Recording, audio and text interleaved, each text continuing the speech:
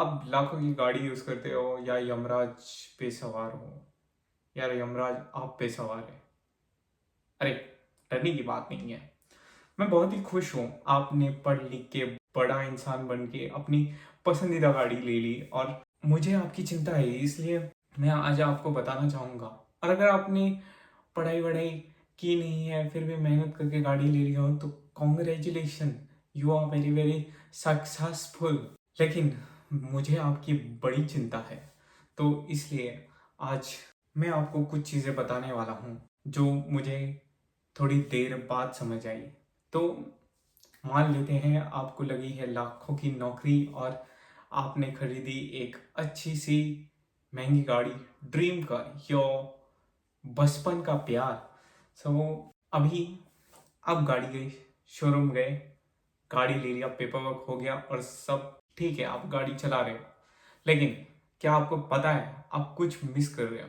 क्या आपने अपनी गाड़ी का बर्थ सर्टिफिकेट पढ़ा? क्या आपको पता है कि गाड़ी कैसी है, कैसे बनाई गई है, किस तरह से काम करती है, किस हिसाब से आपको रखना है? नहीं। क्यों नहीं? गाड़ी एक सामान नहीं है, उसे बनाया गया है और वो एक पर्टिकुलर वे में काम करती है और उसका एक लिमिट है, पोटेंशियल है। ऑफ कोर्स ह्यूमन पोटेंशियल से ज़्यादा ही, इसलिए हम उसे इस्तेमाल करते हैं। लेकिन क्या आपको पता है, अगर आप बिना ओनर मैनुअल पढ़े अगर आप गाड़ी चला रहे हो तो आप नहीं जानते कि आप क्या चला रहे हो। आपके पास सिर्फ एक आइडिया है कि मेरी गाड़ी है जिसके चार पहिए हैं या दो पहिए है, बाइक की बात करूँ तो, और उससे मैं अपने ऑफिस या घर या फैमिली के साथ घूमने जाता हूँ। लेकिन ओनर मैनुअल पढ़ना बहुत ज़रूरी है, क्योंकि इसी में आपको पता चलेगा कि आपकी इंजन की वारंटी, आपको कैसे टाइम टू टाइम सर्विस कराना है, आपका सर्विस रिकॉर्ड भी इसी में रहता है। तो अभी मैं मान लेता हूँ कि आपने गाड़ी ओन कर लिया, आप सर्विसिंग भी टाइम टू टाइम करा रहे हो जब तक फ्री है। वेल, सुनने में थोड़ा अजीब लगेगा, लेकिन आपको रेगुलरली वहीं से सर्विसिंग कराना है जहाँ से आपने अपनी गाड़ी खरीदी, या जिस डीलर से अपनी गाड़ी खरीदी, या जिस कंपनी की गाड़ी है। क्योंकि अगर आपका सर्विस रिकॉर्ड रहा तो आपके इंजन में या मेजर कोई फॉल्ट आता है तो उसका रिप्लेसमेंट वारंटी में कवर हो सकता है और आप बड़े फटके से बच जाओगे। और आपको ये इंश्योर करना है कि आप हमेशा वहीं से सर्विसिंग कराएं। लेकिन मैं जानता हूँ सर्विस सेंटर्स काफ़ी दूर रहते हैं और वहाँ पे जाके आपका एक दिन वेस्ट ही होने वाला है और काफ़ी ज़्यादा टाइम कंज्यूम कर लेते हैं। लेकिन अगर आप अपनी बाइक की हेल्थ को प्रायोरिटी पे रखें तो आपको ये सब करना ही पड़ेगा, वरना आप कैसे भी रखो। देखो, बाइक फास्ट चलाते हैं हम, any speed about 30 kilometres is fatal, कुछ भी हो सकता है। तो इसलिए मेक श्योर करें कि आप वहीं से राइट ऑयल, राइट, मतलब आपकी सर्विसिंग हमेशा राइट होनी चाहिए और टाइम टू टाइम होनी चाहिए। सेकेंडली, अभी आप अपनी गाड़ी को लेके बहुत खुश हो, आप टाइम टू टाइम सर्विसिंग भी कराते हो, फिर भी आपको इन सारी चीज़ों का ज्ञान होना ही चाहिए। आपको हमेशा चेक करना चाहिए कि गाड़ी में इंजन ऑयल अप्रोप्रिएट लेवल पे है या नहीं, कूलेंट मेंटेन हो रहा है या नहीं, मतलब उसका राइट लेवल होता है उस पे है या नहीं, brake fluid, windshield washer fluid, transmission fluid, power steering fluid और विंडशील्ड वॉशर फ्लूइड, ये सारे हमेशा अप्रोप्रिएट लेवल पे रहे, ये आपको इंश्योर करना है। इसके अलावा आपको ये भी मेक श्योर करना है कि आपके टायर प्रेशर अप्रोप्रिएट लेवल पे है और आपके टायर का थ्रेड सही है और टायर आपका ख़राब नहीं है। और आपको ये भी नहीं भूलना है कि टायर का रोटेशन सही होना चाहिए हमेशा, ताकि इवनली आपकी गाड़ी चले और अलाइनमेंट सही रहे। तो ये सारी चीज़ें आपको ध्यान देनी है एज अ ओनर। ये सारी चीज़ें आपको पता रहनी चाहिए अपनी गाड़ी के बारे में। और अभी हम मेंटेनेंस की बात करते हैं, तो आपकी प्यारी गाड़ी का मेंटेनेंस का जो बेसिक्स है वो यही है कि एक रिस्पॉन्सिबिलिटी है मेंटेनेंस की तरफ। आपको मेक श्योर करना है कि आपके, देखो, battery brakes, lights and wipers, इन पे आपको काफ़ी ज़्यादा ध्यान देना है क्योंकि इनका वेर एंड टेयर कंटिन्यूस है।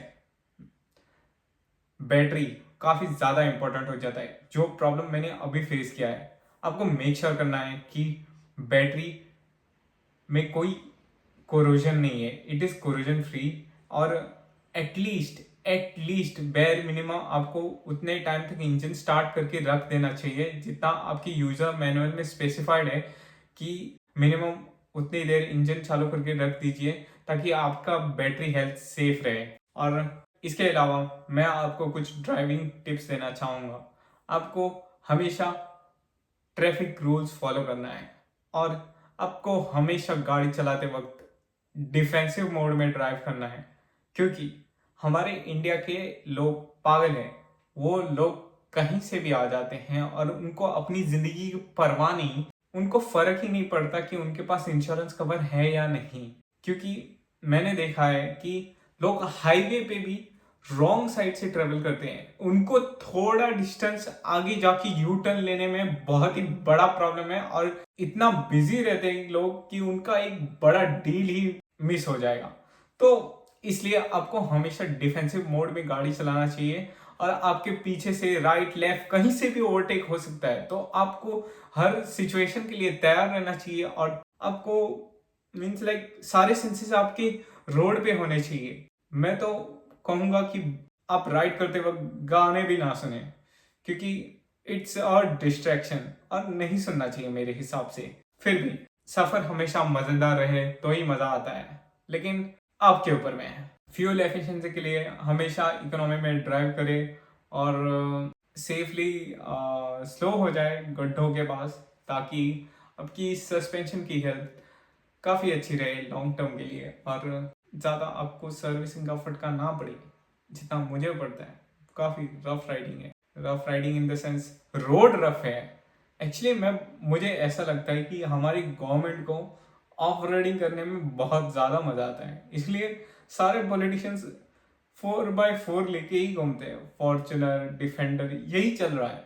तो उनको फर्क नहीं पड़ता कि आप सीडैन चला रहे हो या हैचबैक चला रहे हो। तो आपको अपनी, basically they are saying your vehicle is your responsibility, we are going to enjoy because we have an off-roader, and all the politicians like adventure just like me, but I don't have that much money, so that's why I am advising you to संभाल के चलाओ और मजे लो of road के बिना ज्यादा खर्चे के। और एक बात, जब भी सिग्नल आता है तो आप हैंड ब्रेक लगा के इंजन को ऑफ कर सकते हो और बचा सकते हो। बूंद बूंद से ही तालाब बचता है, तो आप सोच सकते हो अगर आप 60 साल भी गाड़ी चलाओगे तो आपके इंजन ऑफ करने से कितना ज्यादा प्रदूषण कम होगा और कितने आपके पैसे बचेंगे और कितने उसी सेविंग को आप अगर राइडिंग में इन्वेस्ट करते हो तो और काफी ज्यादा दिन, 1-2 साल का तो राइड आपको फ्री में ही होगा। मतलब बेसिकली पैसा बचाना is equal to extra income कमाना, ऐसा मुझे लगता नहीं है। पता है, 1 मिनट, मैं इमरजेंसी किट के बारे में बोलना भूल गया। तो आपको हमेशा अपनी गाड़ी में इमरजेंसी किट रखना है, जैसे कि स्टेपनी हो गया, जंप स्टार्टर केबल हो गया, मेडिकल किट हो गया। तो ये आपकी इमरजेंसी में आपकी बहुत ज़्यादा मदद करेंगे। और क्या बताना है मुझे, हाँ, आपको हमेशा अपनी गाड़ी में इमरजेंसी किट रखना है। आप कभी भी प्लान कर लोगे, आप कभी भी चले जाओगे, लेकिन आपको इतना मेक श्योर करना है कि आपकी गाड़ी में इमरजेंसी किट हो, स्टेपनी वगैरह हो, रिक्वायर्ड टूल्स हो, ताकि आप कहीं पे फंस जाओ तो आपके पास है वो सारी चीज़ें जो आपको मदद कर सकती है उस सिचुएशन से बाहर निकलने के लिए। जंप स्टार्टर केबल हो गया, फिर बाद में आपके क्या बोलते हैं, स्टेपनी का जो टायर है उसमें अप्रोप्रिएट राइट प्रेशर है या नहीं, थ्रेड सही है या नहीं। क्योंकि स्टेपनी के टायर को हम इग्नोर ऐसे करते हैं जैसे आपकी क्रश आपके मैसेजेस को इग्नोर करती है। तो ऐसा कृपया ना करें। जो जैसा व्यवहार करे उसके साथ वैसे ही बर्ताव करे, और आपकी गाड़ी आपके साथ में हमेशा अच्छा व्यवहार करेगी अगर आप अपनी गाड़ी के साथ में अच्छा व्यवहार करोगे। तो मैं आपको ये बता दे रहा हूँ कि जंप स्टार्टर, स्टेपनी और अदर टूल्स और क्या बोलते हैं इमरजेंसी मेडिकल किट हमेशा रखें। और इसके अलावा आपको ये तो बिल्कुल भी नहीं बोलना है, क्योंकि हमारे हाईवे पे या ब्रिज पे स्पीड लिखा होता है 30 का, और हम चलाते हैं 70-80 पे हाईवे पे। और ये बेचारे भूले बिछड़े गवर्नमेंट के नादान ट्रैफिक पुलिस हम जैसे गरीबों को लूटने के लिए तैयार ही रहती है, चाहे ऐसे या ऐसे। बात समझ ही गए होगे आप। तो आपको हमेशा अपने गाड़ी में डॉक्यूमेंट्स रखना है, और अगर आपके पास में सारे डॉक्यूमेंट्स हैं, सब कुछ सही है, तो आपको 1 रुपया भी नहीं देना है। एंड आई मीन इट, क्योंकि मेरे साथ हो चुका है। मेरे पास सारे डॉक्यूमेंट्स होते हुए भी मेरे से 100 रुपए का अननेसेसरी टिप मांगा गया, और मुझे जाने नहीं दे रहे थे बिना उस चीज के। सो this is wrong, and we should not tolerate this, because like it's a basic sense. You have everything, you should be going straight away. There shouldn't be any problem from the officials. लेकिन government के लोग में ज्यादा attitude है। Attitude मतलब पता नहीं, government job वालों की लाइफ ही अलग है। तो यही है, सरकार से भी कमाओ, हमसे भी कमाओ, मौजा ही मौजा। और हाँ, तो अगर आपकी गाड़ी कभी भी ओवरहीट होती है और सिगरेट की तरह करती है, तो कृपया आप रुक जाएं और गाड़ी का टेम्परेचर ठंडा होने दें। और कभी ऐसे किसी हाईवे या जंगल के पास में आपका टायर पंचर हो जाए, तो आपके पास इतना नॉलेज होना चाहिए जो काफ़ी बेसिक है। बेसिक है मतलब क्या, 7th स्टैंडर्ड का बच्चा भी कर लेगा। आपको टायर रिप्लेस करना आना चाहिए। और लास्टली, अगर आपकी गाड़ी में कोई इशू आता है, जैसे कि आपका बैटरी सही नहीं है, तो आपको जंप स्टार्ट करना आना चाहिए, ढकल स्टार्ट करना आना ही चाहिए। So this is what you all should know, and this is what not other YouTubers are telling. At least मैंने तो आज तक नहीं देखा। सारी बातें होती है, V8 XYZ फीचर्स गिनाए जाते हैं, लेकिन ये चीज़ें काफ़ी इंपॉर्टेंट है। और सबसे इंपॉर्टेंट, मैं स्ट्रेस कर रहा हूँ, इस वीडियो का मोटिव यही है कि आप पहले अपना ओनर मैनुअल पढ़ें।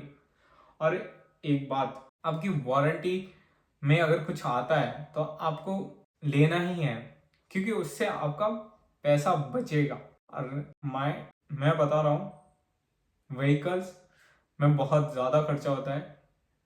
और क्या ही बताऊँ, आई एम स्पीचलेस, कितने खर्चे कर दिए मैंने। और वैसे भी आज मुझे कॉल आया था मेरे एडवाइज़र का, और उसने बोला कि ऐसा ऐसा है, आपकी वारंटी में कवर नहीं हो रहा, क्योंकि आपने टाइम टू टाइम सर्विसिंग नहीं कराया था। एक सर्विसिंग लेट कराया था, एक सर्विसिंग जल्दी कराया था, तो आपके पास पैसा नहीं होता, और इनको चाहिए सब कुछ टाइम टू टाइम। तो ठीक है, थोड़ा फ्लेक्सिबिलिटी होना चाहिए, लेकिन मुझे लगता है all over the world money is the most messed up thing for a common people. So यही मुझे लगता है। और आपको हमेशा जितना हो सकता है उतना जो भी लाइक क्लेम वगैरह है, वो सारी चीज़ें आपको करनी चाहिए, और इंश्योरेंस टाइम टू टाइम करना चाहिए। और यही है, दैट्स इट। डरो मत, एंजॉय करो। जिंदगी एक सफ़र है सहाना, जिंदगी एक सफ़र है सुहाना, और बिना मज़े किए बिल्कुल मत जाना।